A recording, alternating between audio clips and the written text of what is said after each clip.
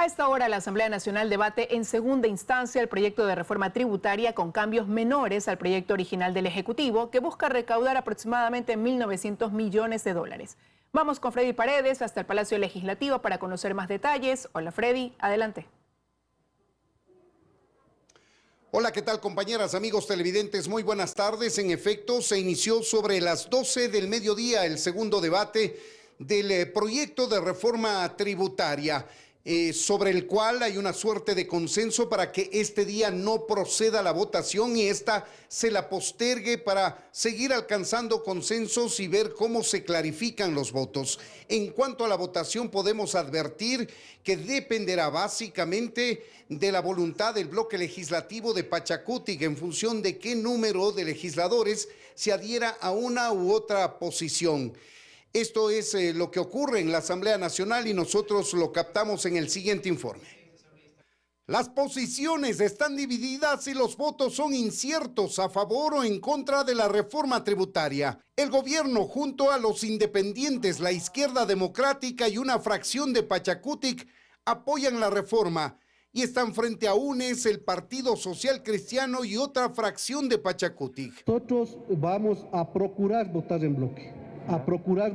Estamos discutiendo, estamos conversando y estamos analizando la posibilidad de que se tenga los votos para poder que se incluyan nuestras propuestas y que se eliminen de las propuestas que han hecho cosas que van a afectar a la mayoría de ecuatorianos. De manera que la aprobación de la reforma tributaria dependerá del número de asambleístas de Pachacutic que se sumen a la propuesta del gobierno, pues otras bancadas tienen ya una posición definida. Y esas cosas nosotros no podemos apoyar. Hay otras que por supuesto apoyaremos. ¿Llegarían a un consenso entonces?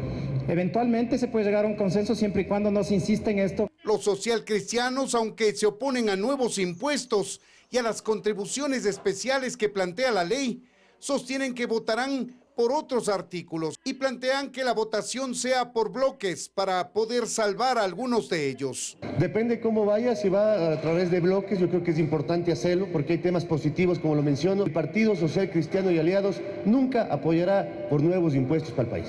En todo caso, hay una suerte de consenso entre las bancadas legislativas para que hoy solamente se debata el proyecto y la votación se postergue probablemente hasta el viernes. Nosotros vamos a seguir el curso de esta sesión de segundo debate del proyecto de reforma tributaria y probablemente en nuestras próximas emisiones actualizaremos las decisiones que ha tomado la Asamblea Nacional. Insistimos que hay un consenso para que no se vote el día de hoy y esta votación se postergue hasta lo más posible. Se habla incluso del próximo día viernes. Es nuestro informe a esta hora, compañeras. Sigan ustedes en los estudios. Amigos, muy buenas tardes. Muy buenas tardes, Freddy. Muchísimas gracias por la información. Y el Frente Unitario de Trabajadores exige al gobierno que cumpla con su oferta de campaña de incrementar el salario básico unificado a $500.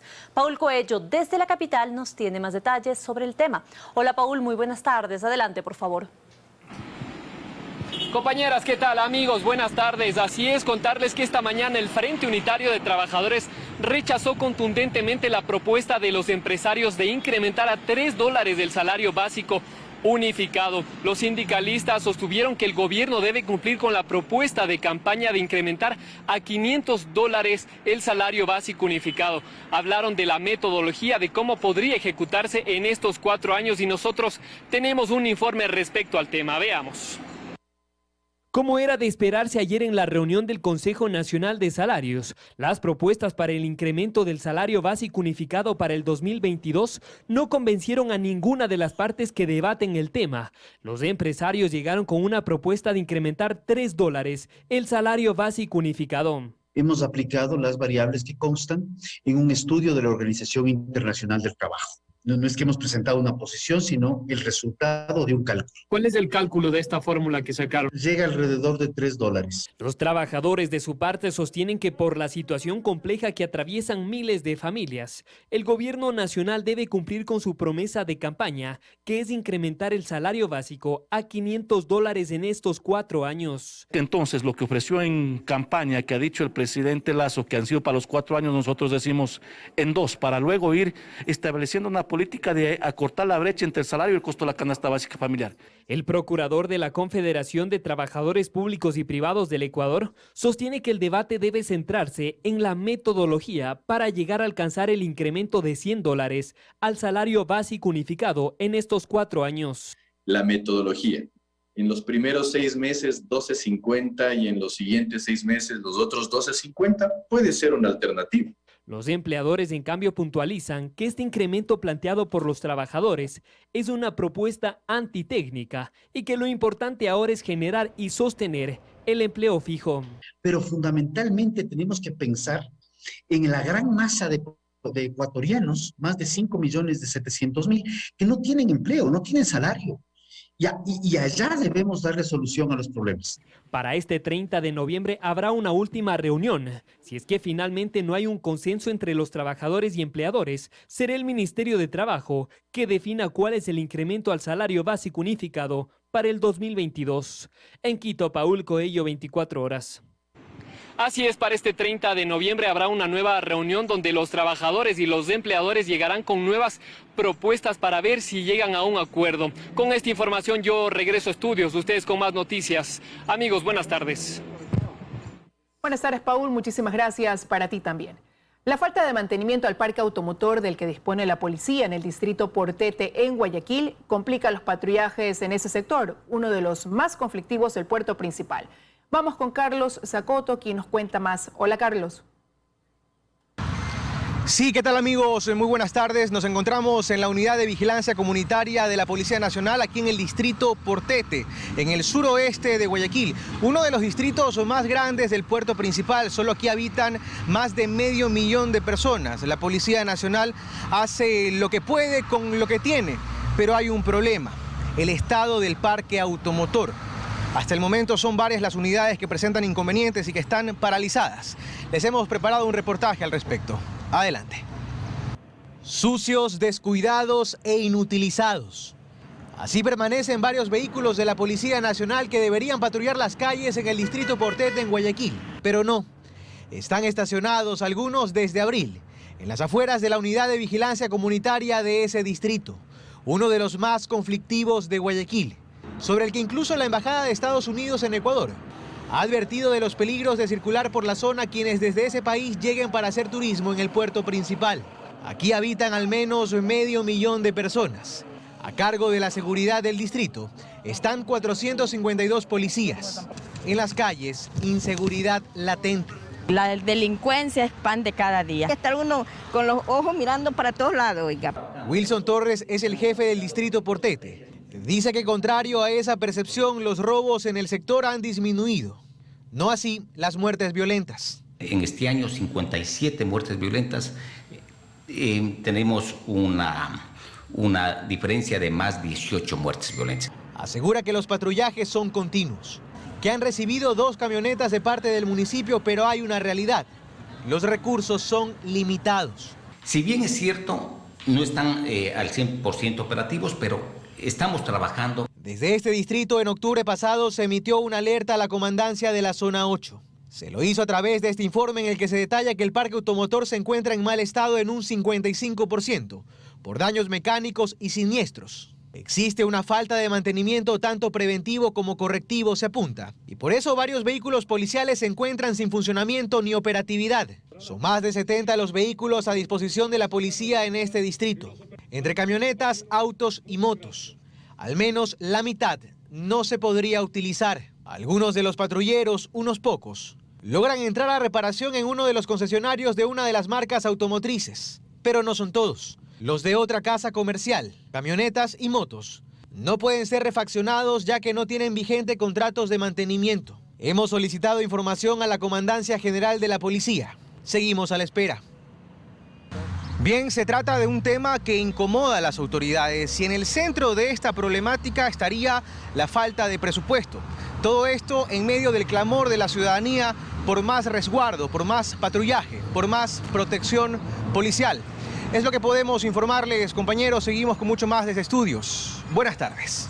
Continuamos informando. El vicepresidente de la República participó de la colocación de la primera piedra de lo que será un nuevo hospital de tercer nivel. Nos enlazamos a esta hora con Luisa María Heredia, quien se encuentra en el sector de La Aurora, en Daule. Luisa, muy buenas tardes. Adelante, por favor. Cuidará la salud de más de 200... ¿Qué tal, María Gracia, amigos televidentes? Muy buenas tardes. Así es, en efecto, nosotros nos encontramos todavía en el evento aquí en la parroquia satélite La Aurora del Cantón Daule, donde se desarrolla este acto de colocación de la primera piedra en lo que será en la construcción de un nuevo hospital de tercer nivel que beneficiará a más de 250.000 habitantes de los cantones Daule, Salitre, San Borondón, Durán y Guayaquil.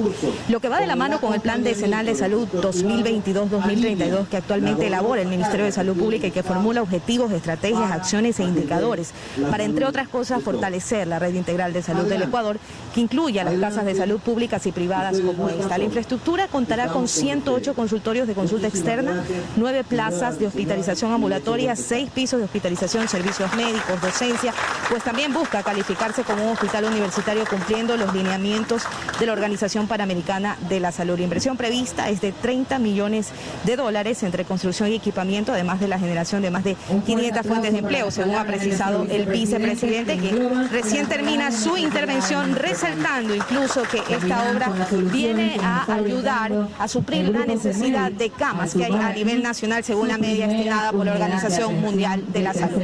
Esto es lo que les puedo informar desde acá. Liz, tú continúas en Estudios con más noticias. Buenas tardes. Buenas tardes, Luisa, muchísimas gracias. La población en general en Ecuador recibirá la tercera dosis de la vacuna contra el COVID-19 a partir de enero, respetando el cronograma de vacunación. La ministra de Salud, Jimena Garzón, informó además que ha habido un repunte leve de contagios en el país. En el país, hasta hace 2 semanas, los contagios por COVID-19 estaban en un 4% de positividad. Sin embargo, según la ministra, este número incrementó con un repunte leve tras el feriado. Nosotros hemos tenido un aumento de casos y la positividad viral al momento en esta semana es de aproximadamente el 9%. Es decir, de 100 personas que por sospecha de COVID se hacen un hisopado, el PCR realizado en 9% de los casos es positivo. Esto significa más contagios, pero de acuerdo con la ministra, aún no se puede hablar de incremento de muertes por esta causa. Asegura que aún hay que esperar y analizar la información. Frente a esto, desde el ministerio y también médicos como el doctor Santiago Guzmán, recomiendan mantener los cuidados y no confiarse. Hemos estado saliendo de un feriado, evidentemente eso lleva a que la gente se congregue, ¿no es cierto? Hay una disminución en la protección, pero no debemos olvidar que la pandemia no ha terminado. Asimismo, la ministra dio a conocer cifras de ocupación hospitalaria por COVID. En la red del Ministerio de Salud Pública, la hospitalización está al 16% de ocupación, los cuidados intermedios en un 27% y de camas UCI en 47%. Los hospitales de la Seguridad Social, incluido ISFA e ISPOL, tienen la hospitalización por COVID al 47%, cuidados intermedios 63% y camas UCI 67%. En cuanto a la red privada, la hospitalización y las camas UCI tienen el 20% de ocupación. Además, la ministra de Salud informó que desde enero se vacunará con la tercera dosis de refuerzo a toda la población. En orden, siguiendo la misma estrategia de nuestro plan de vacunación 900. A la fecha, la vacunación a nivel país tiene con una dosis al 81% de la población vacunable y con 2 dosis al 68% de la población vacunable. Por supuesto que vamos a llegar a fines de este mes con el 85% de la población. Esto implica que en el mes de diciembre nosotros vacunaremos a ese restante. Eso se ve en la reactivación que tenemos en este momento. Sobre la apertura de la frontera terrestre con Colombia, dijo que se pedirá certificado de vacunación completa o prueba PCR. Necesitamos que se haga con un buen protocolo de ingreso de las personas por estas fronteras. Por lo pronto, el 1 de diciembre habrá un evento bilateral de vacunación. En Quito, María Gracia Acosta, 24 horas. Al respecto, en los hospitales de Guayaquil también existe un ligero incremento de casos de COVID-19. Los pacientes contagiados son, en su mayoría, personas no vacunadas. Las autoridades amplían la convocatoria para que se apliquen la dosis. Dayana Monroy nos cuenta más desde la terminal terrestre. Hola, Dayana, buenas tardes. ¿Qué tal, compañeras? Muy buenas tardes. Y es que una realidad acompaña el aumento de casos de COVID-19 en la ciudad. La mayor cantidad de personas que en este momento están ocupando las áreas de hospitalización son personas que no se han vacunado y por eso en Guayaquil se han abierto 15 puntos de vacunación. Estamos en uno de ellos, en la terminal terrestre de Guayaquil, y se puede observar que existe respuesta por parte de los ciudadanos. Nosotros también hemos hecho un recorrido en los hospitales para ver cuál es la situación hospitalaria y les tenemos el siguiente reportaje. Veamos. Estas camas que durante muchas semanas pasaron vacías, ahora están con pacientes contagiados de COVID-19.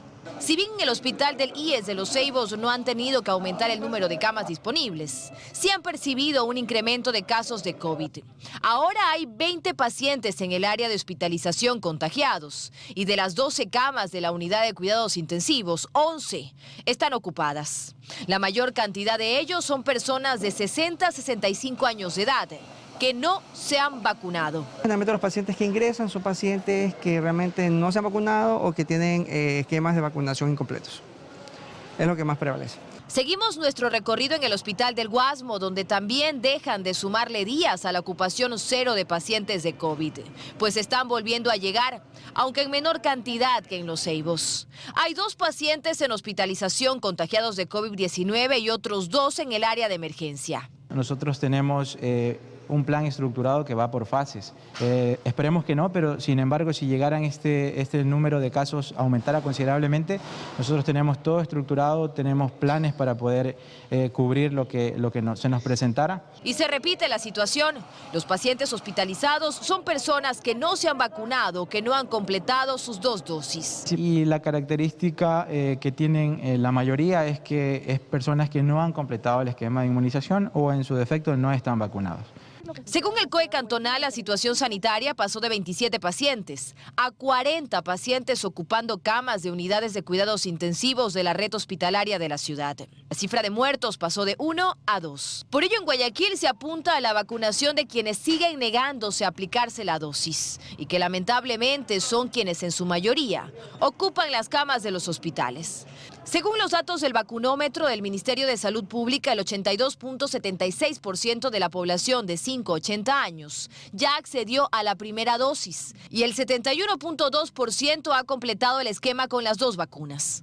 Este fin de semana hay una meta, se espera poder inmunizar a 15.000 personas. El horario para las personas que quieran llegar hasta la terminal terrestre es de las 8 de la mañana a las 3:30 de la tarde, mientras que el Malecón 2000 hasta las 6 de la tarde. Recordemos que no solamente se están aplicando primeras y segundas dosis, también terceras dosis para aquellas personas que sean adultas mayores, médicos o aquellas personas que se hayan vacunado hace ya 6 meses. Ese es nuestro reporte. Existe un leve incremento de casos de COVID-19, pero tenemos la vacuna como opción. Ustedes tienen más información. Buenas tardes, Dayana, y muchísimas gracias. Se han identificado alrededor de 35 unidades educativas en mal estado en la zona 8. De este número, 22 estarían ubicadas en Monte Sinaí, en Guayaquil. Hacemos contacto con Valerie Villalba, quien nos cuenta más. Hola, Valerie. Sí, ¿qué tal? ¿Cómo están? Muy buenas tardes. Así es, nosotros estamos ubicados en la zona de Monte Sinaí, específicamente en la cooperativa Trinidad de Dios, a las afueras del colegio Julio Estrada y Casa, que es uno de los colegios que ha determinado y ha detectado o identificado más bien el Ministerio de Educación junto con la subsecretaría de esta cartera de Estado, pues que no cuenta con la infraestructura ni el mantenimiento necesario para poder recibir a los estudiantes para que puedan estudiar de forma presencial. En la zona 8 son de 30 a 35 los establecimientos educativos que no cuentan con la infraestructura necesaria y que de esta cifra, 22 se encuentran aquí en Monte Sinaí. Tenemos a continuación el siguiente reportaje. Y mientras 60.000 estudiantes retornaron a la presencialidad, en otros establecimientos educativos la situación luce así, completamente deteriorados y con padres que hacen lo que está a su alcance para que tengan las condiciones mínimas para que sus hijos reciban clases, aunque esto implique llevar hasta pupitres. La unidad educativa Julio Estrada y Casa, ubicada en la cooperativa Trinidad de Dios de Monte Sinaí, se encuentra en evidente deterioro y en la parte interna Karen, madre de familia, cuenta que el problema es aún más complicado. En toda la escuela. Aquí no tenemos lo que es agua, no hay luz, todos los cables se los han llevado. Arriba las paredes, estos chicos que consumen se han llevado todo lo que son las paredes. Que mientras tanto siguen arreglándoselas con la educación virtual, con el poco internet que pueden conseguir. Un problema que tiene ya 2 periodos lectivos. ¿En casa les enseñan? Sí, virtual, por WhatsApp. La subsecretaria de Educación de la Zona 8 mencionó que se han identificado hasta el momento de 30 a 35 establecimientos educativos en mal estado y que de ese número serían 22 los que están ubicados en Monte Sinaí y que no sería únicamente deterioro por falta de mantenimiento o por el clima, sino que también habrían sido afectadas por robos y vandalismo. Estamos haciendo un análisis pormenorizado para ver si toda la infraestructura de la institución educativa no está apta para albergar de manera segura a nuestros estudiantes o son solamente ciertos sectores y podemos generar otros planes de contingencia. Que ante esto se espera presentar este viernes por parte de la ministra de Educación, María Brown, un plan de contingencia para que los estudiantes puedan seguir recibiendo educación y que se destinarían a nivel nacional un presupuesto de 650 millones de dólares para una intervención integral. Bien, de lo que han indicado y lo que se espera es este anuncio el día viernes por parte de la ministra María Brown, que estará en la ciudad de Guayaquil. Es lo que puedo comentar hasta esta hora de la tarde, compañeros. Ustedes tienen más en estudios. Buenas tardes. Buenas tardes, Valeria, y muchísimas gracias. Y el envío de droga a través de contenedores con banano ha aumentado en lo que va del año. Las mafias contaminan los envíos de la fruta porque en su mayoría van a Europa, uno de los principales mercados de la droga. 16 de noviembre, en medio de estas cajas de banano que estaban listas para subir al barco y llegar a Europa, la policía encontró 2.7 toneladas de cocaína. Algunos bloques de droga estaban bajo las frutas. Lo que más llamó la atención es que los sellos de las cajas estaban intactos. Una forma de envío que este año ha aumentado. Ya hay muchos países que obviamente pues están levantando alertas por eso. Pero, ¿por qué las exportaciones de banano son atractivas para los narcotraficantes? La respuesta es sencilla. El 68% del movimiento portuario de todo el país lo genera el banano. A la semana, más de 7.000 contenedores con la fruta circulan por todos los puertos del país. Además, el banano se envía a 62 países en todo el mundo, principalmente a Europa, un continente que no solo quiere la fruta, sino que es el principal mercado de la droga que se produce en América Latina. Mientras un kilo de cocaína aquí se vende hasta en $3.000, en Europa su costo puede superar los $60.000. Lo cierto es que este problema no solo daña la imagen de las exportaciones de Ecuador, sino que pone en apuros legales a los empresarios, porque si un contenedor presenta novedades, son ellos los que deben responder. Fíjense en todo el manejo de la cadena y custodia de los contenedores, porque no es solamente el exportador, pasa por patios, por transportistas, productores y otros. Nosotros, el que tiene que enfrentar incluso hasta un proceso penal, cuando prácticamente en la mayoría de los casos somos víctimas de las contaminaciones. De ahí que se pide al gobierno mejore los controles en las puertas de entrada y salida, sin que esto implique necesariamente más gastos al sector exportador y un cuello de botella. Se tomen en consideración también los perfiles de riesgo, tanto de los sectores, empresas, destinos, de tal manera de que apliquemos adecuadamente un control que es necesario. A la fecha de las casi 180 toneladas de droga decomisadas en lo que va del año, más de 60 toneladas fueron encontradas en los diferentes puertos del país. Y de esta última cifra, la mayoría en los puertos de Guayaquil. Joana Ramos, 24 horas. Estamos de regreso con más información. Un gran deslizamiento de tierra se produjo esta madrugada en el cantón Pimampiro, provincia de Imbabura, donde una montaña se vino abajo, dejando en peligro de perder sus viviendas a los moradores de ese sector. David Vizcaíno está en el sitio y nos tiene más detalles. Hola David, cuéntanos, ¿es fácil el acceso a ese lugar? Gracias. En estudios es muy difícil el acceso, sobre todo al lugar donde ocurrió el gran deslizamiento de tierra la madrugada de este día. Muchas personas estamos observando también en este momento videos y fotografías que nos han enviado de parte del Cuerpo de Bomberos de la ciudad de Pimampiro. Varias casas han sido también las afectadas y muchas personas están a la espera del apoyo y la la ayuda de parte de las autoridades respectivas. Nosotros vamos a avanzar, punto exacto donde ocurrió este gran deslizamiento de tierra. Hasta el momento, felizmente, no ha existido ningún tipo de muerte, lo que sí, los daños materiales que ustedes también están observando durante estas imágenes. En la noche vamos a tener más información en nuestro noticiero estelar desde este punto en el sector de San José de Aloburo, que lamentablemente la loma se vino abajo. Esa es la información desde este punto en la provincia de Imbabura. Regresamos con ustedes y más noticias. Una excelente tarde. También para ti, David, muchísimas gracias. Estaremos pendientes del informe. Y en el marco de la conmemoración del Día de la Erradicación de la Violencia contra la Mujer, la Fiscalía General del Estado presentó un lineamiento que se debe seguir para tratar casos de femicidios. Nos trasladamos hasta allí con Daniela Valencia para que nos dé más detalles. Hola, Daniela. Buenas tardes. Buenas tardes, compañeras, amigos televidentes. Pues sí, en horas de la mañana la Fiscalía General del Estado realizó el lanzamiento del protocolo Spotlight, con el que se busca reducir la impunidad en casos de femicidios y muertes violentas de mujeres y niñas en todo el país. Según cifras que maneja la sociedad civil, en el 2021 se registran 176 femicidios. Nosotros les hemos preparado un reportaje de lo que ha sido este evento. Veamos. Con esta firma entró en vigencia el Protocolo Nacional para investigar femicidios y otras muertes violentas de mujeres y niñas en el país, una herramienta propia a través de la experiencia con el objetivo de que la justicia actúe con celeridad en este tipo de delitos. Tratamos de estandarizar procedimientos para que las muertes de las mujeres no queden invisibilizadas, sino que tengan un tratamiento específico, especializado y sobre todo técnico. Este documento, que cuenta con 5 secciones y 6 capítulos, impulsará las actuaciones en las primeras horas del delito para evitar la impunidad.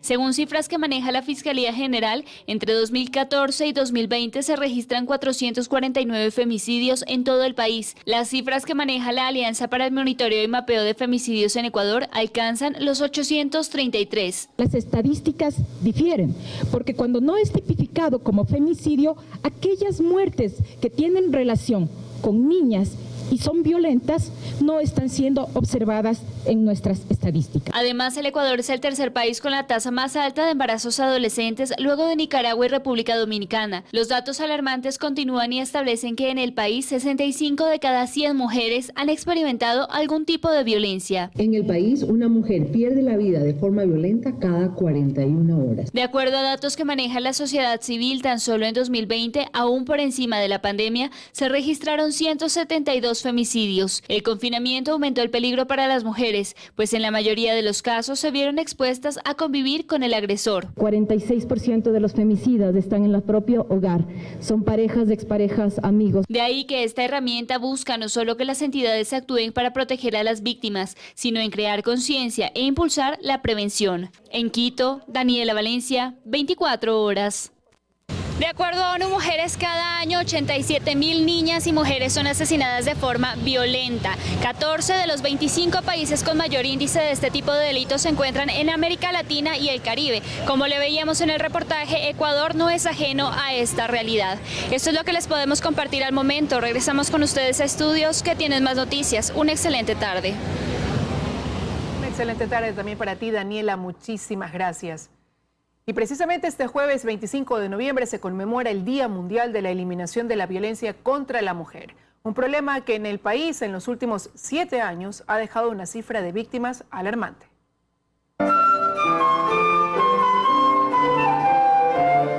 Es la melodía que apagó la violencia, el talento de una niña de 11 años que fue arrebatado al mundo de forma temprana. El 24 de junio de 2016, Valentina fue hallada sin vida dentro de una escuela en el norte de Quito. La autopsia médico-legal determinó que su cuerpo tenía signos de violencia sexual y asfixia. Los años han pasado y la investigación, que por varias ocasiones estuvo a punto de archivarse, hasta ahora realmente inicia. Así lo cuenta su padre, Vladimir Cosíos, quien aún no pierde la esperanza de conocer la verdad de los hechos. Llevamos 5 años en esta exigencia y nosotros estamos inclusive deshechos, porque obviamente esto es un golpe que nos deja sin aliento, nos deja sin las personas amadas. Después de que falleció casi al mes el primer fiscal, a mí se me acercó personalmente y dijo que la dejemos a la niña descansar en paz, que teníamos que aceptar que ya las personas se mueren. Más allá del delito, así es como debemos recordar a Valentina, su voz angelical, su sonrisa e inocencia. Para su familia los recuerdos son los que los impulsan a continuar con su lucha. El tiempo con Valentina fue corto, pero le recuerdan con alegría. Recordar cuando le compré la flauta y ella comenzó a repasar la primera vez, con una sonrisa que ella tenía. Venía corriendo y se lanzaba sobre mí y me changaba, ¿verdad? Este abrazo que se hace con las piernitas. Del 12 de agosto de 2014 al 7 de noviembre de 2021, el Consejo de la Judicatura registra 1.263 femicidios y muertes violentas. En estos 7 años, 482 procesos, como el de Valentina, se han estancado en etapas penales iniciales e intermedias. 424 continúan en investigación previa, 10 en instrucción fiscal, 48 en la etapa evaluatoria y preparatoria de juicio, 74 procesos han avanzado a juicio, 48 al recurso de apelación y 26 están en casación. Tan solo el 33,17% de los procesos, es decir, 419, lograron una sentencia condenatoria. En 110 procesos los victimarios están prófugos. Uno de ellos es el responsable de la muerte de Lisbeth Vaquerizo, una mujer de 30 años que falleció en manos de la persona que le juró amor eterno. El calvario para esta familia inició el 21 de diciembre de 2020. Casi ha transcurrido un año y se han visto inmersos en una lucha contra el sistema, contra el poder y la corrupción. Así lo define Katia Muñoz, madre de Lisbeth. Cuenta cómo desde un inicio se intentó ocultar las pruebas y dejar el femicidio de su hija en impunidad. Un asesinato, en este caso el de una mujer, para la justicia no es algo importante. El Estado, a través de la Fiscalía y de la Judicatura, me falló. Me ha dado a cuentagota lo que por derecho me correspondía. Justicia, porque yo, su madre, tenía derecho a tener un duelo justo, sabiendo que el que me la quitó hoy estuviera tras la reja. En agosto de este año, la jueza Nancy Beltrán llamó a juicio al esposo de Lisbeth como presunto responsable de su muerte. La señora Muñoz denunció públicamente que aunque ya se tenía conocimiento de su ubicación, una filtración de información nuevamente truncó el proceso. Estas son tan solo 2 de las miles de voces que claman justicia, pues cada día que pasa aprenden a vivir sin sus seres queridos. Con cámaras de Carlos Jaramillo y Fabricio Yumiquinga, Daniela Valencia, 24 horas.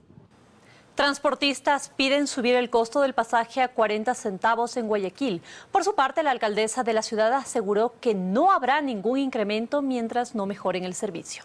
Nos enlazamos con Paul Tutibén, quien nos cuenta más desde el centro de la ciudad. Hola Paul, buenas tardes. ¿Qué tal, compañeros? Buenas tardes. Los representantes de la Federación de Transportes Urbanos de acá de Guayaquil piden un diálogo directo con la alcaldesa de la ciudad para incrementar el pasaje de 30 a 40 centavos. Pero más temprano también la alcaldesa Cynthia Viteri dijo que no se va a permitir el incremento del pasaje. Se mantiene en 30 centavos. Ahora, quienes quieran subir el pasaje deberán mejorar el servicio de los buses. Aquí el reportaje. Van 3 semanas de la suspensión parcial de los buses urbanos en Guayaquil. Sus representantes piden un diálogo directo con la alcaldesa para incrementar el pasaje. En reiteradas ocasiones, Viteri ha mencionado que no habrá aumento. Sí estamos estableciendo que no puede haber una tarifa menor de 10 centavos de incremento. Tiene que haber un diálogo directo con la señora alcaldesa para hacer conocer directamente la realidad del transporte público. ¿Se podría llegar a ese diálogo? Que hable con el gobernador respecto de la subida del precio de los combustibles. En eso yo no tengo ninguna competencia. Eso es problema del gobierno. Cynthia Viteri ratifica lo dicho. De incrementarse el valor del pasaje urbano, debe existir mejoras en el servicio de los buses. Lo dijo una vez más en un evento realizado en el Salón de la Ciudad. Hace casi 3 años existen 50 buses que cobran 35 centavos.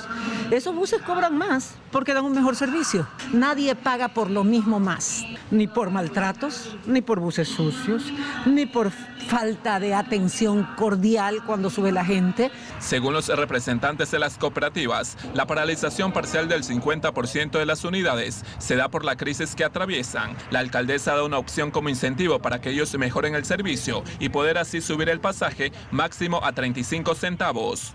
Desde incentivos de $15.000 para quienes deseen cambiar sus buses. Si bien es cierto, la paralización es la mitad de las unidades que no están circulando, el manejo de la transportación urbana es competencia del Cabildo. Si se van al paro al 100%, Viteri recalcó que es un delito. No hay paralización de servicios públicos, es un delito y los perjudicados serán ellos. De los 2.700 buses que circulan en la ciudad, solo están operando 1.300. El 80% de los guayaquileños se movilizan en los buses urbanos. Hay que tener en cuenta que hoy se cumplen 15 días de la suspensión parcial de este servicio y los perjudicados siguen siendo los ciudadanos. Hasta aquí la información. Gracias. Buenas tardes. Gracias, Paul. Que tengas una buena tarde tú también. Vamos